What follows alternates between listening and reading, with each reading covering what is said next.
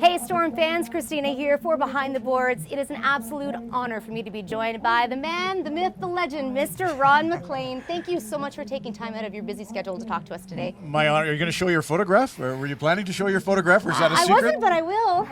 Back in 2008, I took a picture at the CBC building and said, I'm going to interview this man someday, and here I am. So thank you for making that happen for me. You know, Christina, I have already watched episodes of Behind the Boards, so it's a great thing you're doing with the Storm to get to know the players. And for those of us who follow junior hockey, I lived it, right? I was Red Deer Rustlers were my team, and Doug Rigler from Grand Prairie was a great player in 1980. They won the Centennial Cup. He played on a line with Brent Sutter and Ivan Crook from Cold Lake. Brent, of course, is from Viking. And they were incredible. He had 75 goals, I think, in the regular season, probably 100 playoffs included, and Doug could just wire a puck. And I guess his father was a great player up here, and his uncle was a great player. And so junior A hockey's first love. It is really important, and it's so important to support junior A hockey teams. I mean, our team not really doing the best right now in standings, kind of struggling financially as well. So, I mean, what's your take on the importance of supporting junior hockey? Well, we did our show in Thunder Bay, Rogers Hometown Hockey, and there was a program in Ears Falls, which is just outside of Red Lake, and you have to work to find Red Lake on the map, and it's sort of over Kenora way, on the way to Winnipeg from Thunder Bay.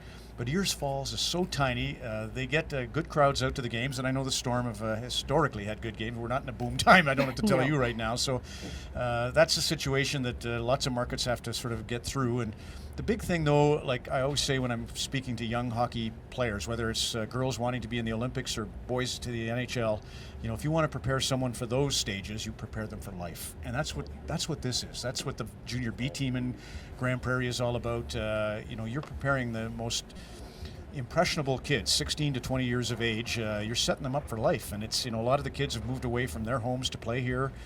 It's just a very exciting opportunity for the ones who are leading. And even when the season doesn't go well, that's just the outcome.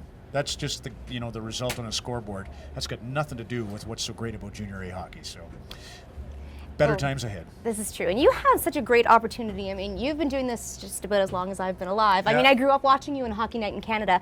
One thing that I really admire about you is you're a man of conviction. Like, it doesn't matter what the situation is, you're going to state your opinion and you stick by it. I mean, how hard is that? Well, it is hard, and that's probably why I'm in Grand Prairie and not sitting in a comfy chair, you know, at the studios in Toronto, because it's just tough to control a guy like me. And, you know, Don Cherry, everybody thinks is the one who shoots from the hip, but Don's a little wilier, having played in the American Hockey League, whereas I may have been an only child, a little bit of a silver spoon upbringing. I didn't have that fear. You know, I never looked over my shoulder thinking I have something to lose. Didn't have much. My dad was military, so it was a very, you know, lower middle income. But I just always felt that the truth was so vital. My mom was always a teller of stories and of the truth. She would roll her eyes at just about anything, didn't suffer fools particularly gladly. Thank God I inherited my dad's willingness to suffer fools gladly. But I just, you know, I look up to people that teach. It's so vital for all of us. Like Clint Malarchuk's obviously, and Joni through their book Crazy, helping us so much in an arena that's become a huge arena, and that's mental illness.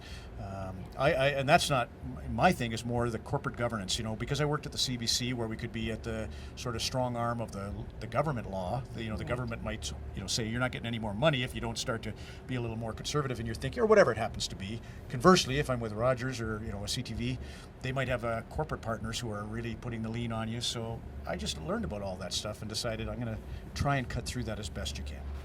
Well, you and I share a bit of an East Coast connection here. I'm from the East Coast. I come from New Brunswick, and your dad, Nova Scotian. Yep, so how much time have you spent there? First of all, where are you from in New Brunswick? From Fredericton. So Fredericton, you know, it's ironic. We're doing the Montreal Canadiens Chicago Blackhawks. Brad Woodside, the longtime mayor of Fredericton, like 8 terms.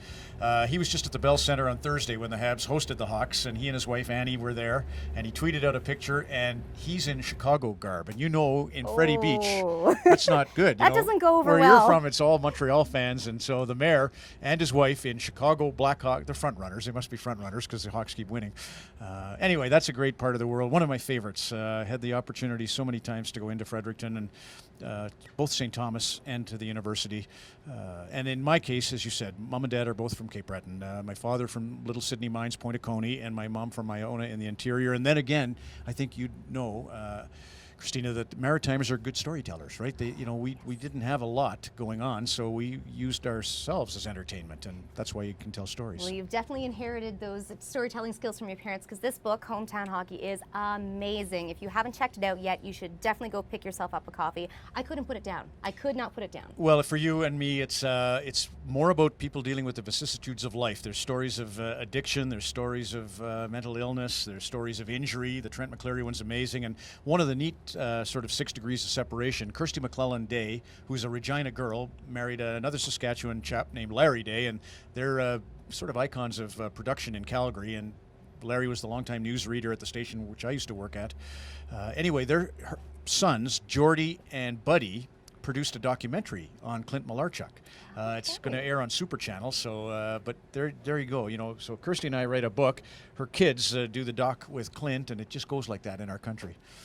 Excellent. Well, I just want to say one more time, thank you so much for taking time out to chat with me today. I really appreciate it, and welcome to Grand Prairie. All right, and keep up the great work behind the boards, and go Storm! Keep your stick on the ice, hockey fans.